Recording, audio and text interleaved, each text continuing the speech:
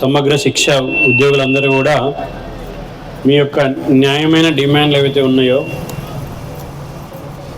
అవన్నీ కూడా మీరు సాధించుకోవాలని చెప్పి పెద్ద ఎత్తున ఉద్యమాన్ని చేస్తున్నారు.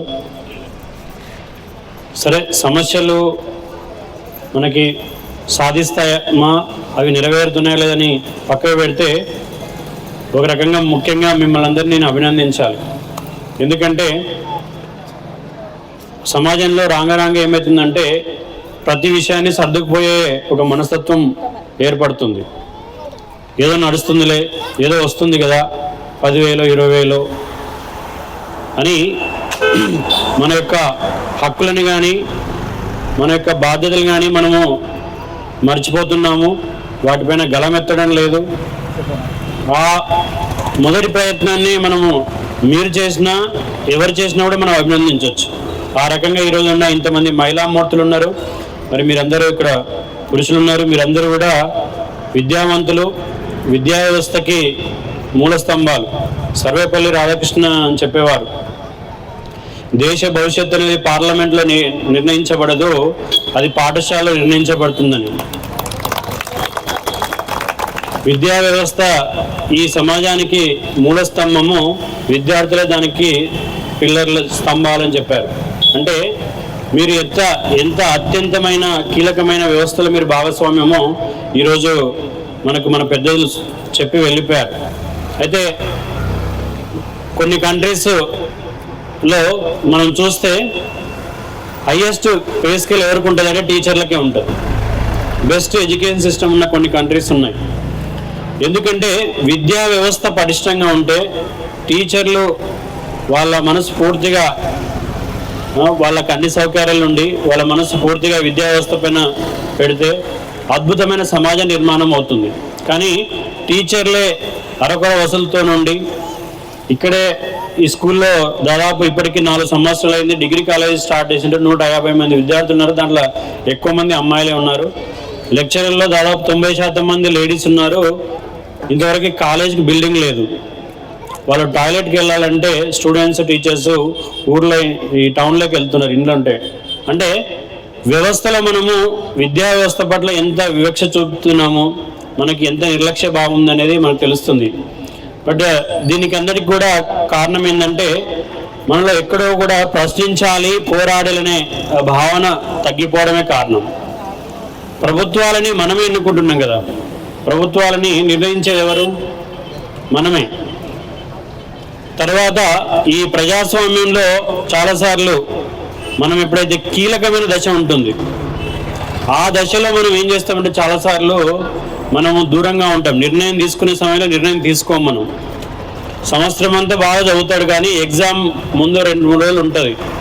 అప్పుడు కొంచెం మళ్ళీ రివైజ్ చేసుకోవాలా, ఇంపార్టెంట్ క్వశ్చన్ చూసుకోవాలా, ఎగ్జామ్కి వెళ్ళి కూర్చోవాలా, ఇవి మర్చిపోతూ ఉన్నట్ల మనము ఎన్నికలు వచ్చినప్పుడు మాత్రమే మన అన్ని సమస్యలు మర్చిపోయి మన కులమా, మన మతమా, మన తెలిసిన నిలబడ్డా, ఒక 500 నోట్ ఇస్తాడా, లేకపోతే ఇంకేదో దావత్ ఇస్తాడా, ఈ వ్యవస్థ ఏంటంటే ఈరోజు ఎందుకంటే మనం నిజాలు మాట్లాడుకోవాలా, సమస్య మూలాలకు వెళ్ళాలా.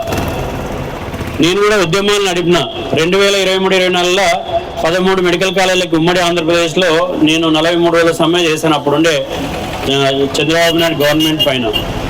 నాయకులు మేము చాలా విషయాలు చెప్తాం. స్టూడెంట్స్ దగ్గరికి వెళ్ళి క్లాస్ రూమ్లోకి వెళ్ళి మోటివేట్ చేసి వాళ్ళని ఏదో రకంగా ఉద్యమాన్ని తీసుకొచ్చి స్ట్రైక్ని, ఆ రోజు ర్యాలీని, ఆ రోజు సమ్మెని విజయవంతం చేయాలని ఉంటుంది. కానీ దీని యొక్క పరిష్కారం ఏంటి? దీనికి అసలు అంతిమంగా సొల్యూషన్ ఉందా లేదా? మీకు తెలుసు, గవర్నమెంట్ జాబ్ అన్నిటి కూడా ఒక రూల్స్ ఉంటాయి, రోస్టర్ సిస్టమ్ ఉంటుంది, రిక్రూట్మెంట్ ప్రాసెస్ ఉంటుందని. ఇవేమీ తెలియకుండా నాయకులు వచ్చేసి మేము సమ్మె చేస్తూ ఉంటే YS Rajasekhara Reddy Gandhi medical college వచ్చేసి మీరైతే డిమాండ్ చేస్తున్నారు కదా ఈ ప్రైవేట్ మెడికల్ కాలేజ్ సీట్లు అమ్మొద్దని చెప్పేసి అది ఎమ్మడే తీసేస్తా అని చెప్పిండు. తర్వాత ఆయన వచ్చిన వెంటనే ప్రమాణ స్వీకారం చేసినాక 6 నెలల్లో రాష్ట్రంలో 20 ప్రైవేట్ మెడికల్ కాలేజ్ ఓపెన్ చేసిండు ఆయన. అంటే ముఖ్యమంత్రులు వచ్చి మాట చెప్పినంత మాత్రం మనం నమ్ముతా ఉన్నాం. ఇప్పుడు మన రేవంత్ రెడ్డి గారు చెప్పారు సమగ్ర శిక్షణ ఉద్యోగులకి. నేను అదెంత పని, చాలా చిన్న పని అది. ప్రభుత్వం అనుకుంటే రూల్స్ అడ్డం వస్తాయని మీలాంటి నాయకులు వీళ్ళు అడుగుతారు. మరి సార్ నువ్వు ఇట్లా చెప్తున్నావు, మరి రూల్స్ అడ్డం వస్తే మరి ఏం చేస్తావు అంటే, ఆ రూల్స్ దాంట్లోకి ఎన్నో సొల్యూషన్స్ కూడా ఉంటాయి, మనం అనుకుంటే ఆ రూల్స్ అని పక్కన పెట్టవచ్చు అంటారు. కానీ చాలాసార్లు అది సమస్య అంత సింపుల్గా ఉండదు. మన బలమన్న ఎక్కువ కావాలి, లేదంటే మనల్ని వాళ్ళు మోసమన్న చేసి ఉండాలి, లేకపోతే దీనికి సొల్యూషన్ రాదు.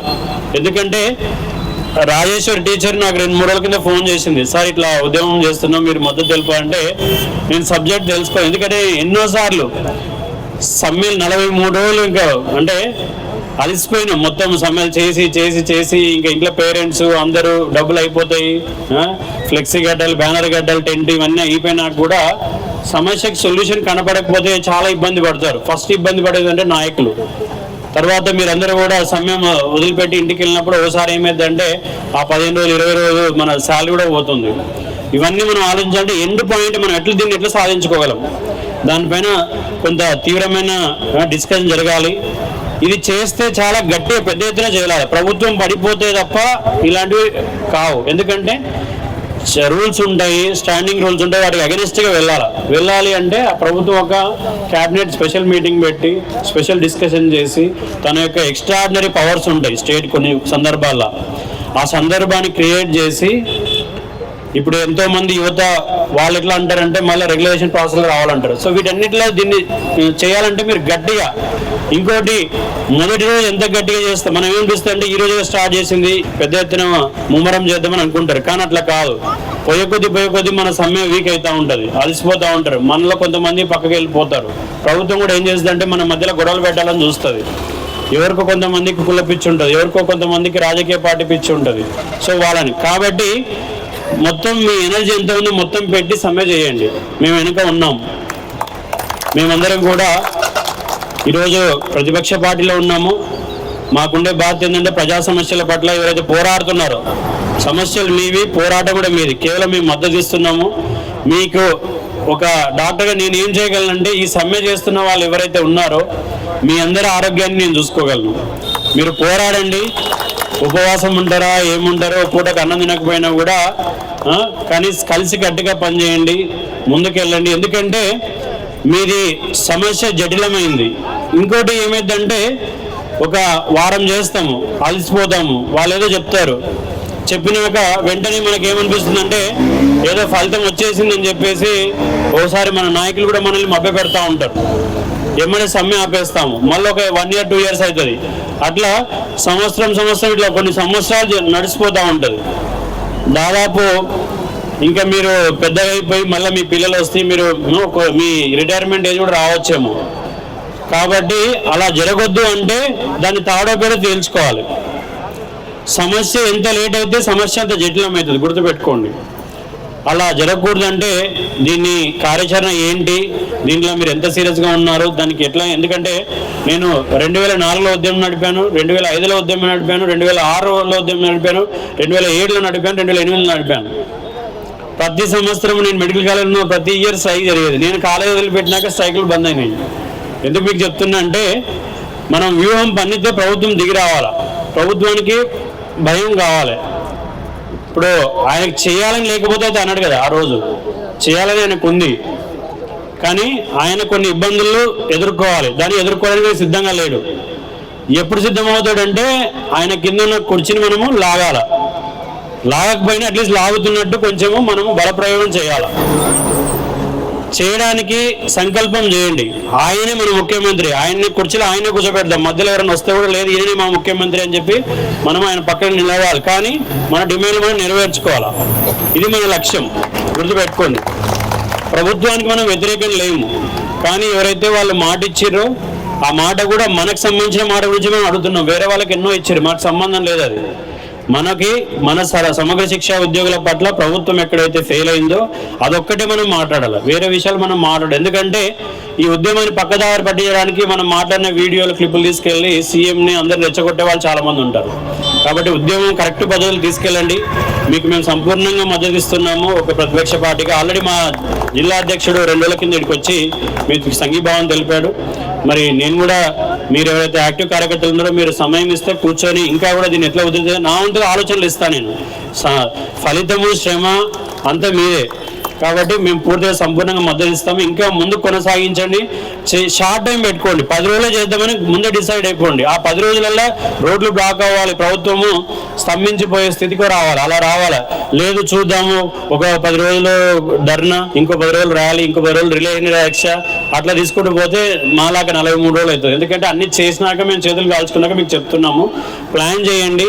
ఎనర్జీస్ ఎక్కువ రోజు మనకు ఉండవు. అందులో మహిళలు, మీరు గృహిణులు, ఇంట్లో ఎన్నో పనులు ఉంటాయి. కాబట్టి మీరు చక్కగా ముందుకెళ్ళాలి. దీంట్లో మీరు విజయం సాధించాలని చెప్పి నేను కోరుకుంటున్నాను. ధన్యవాదాలు.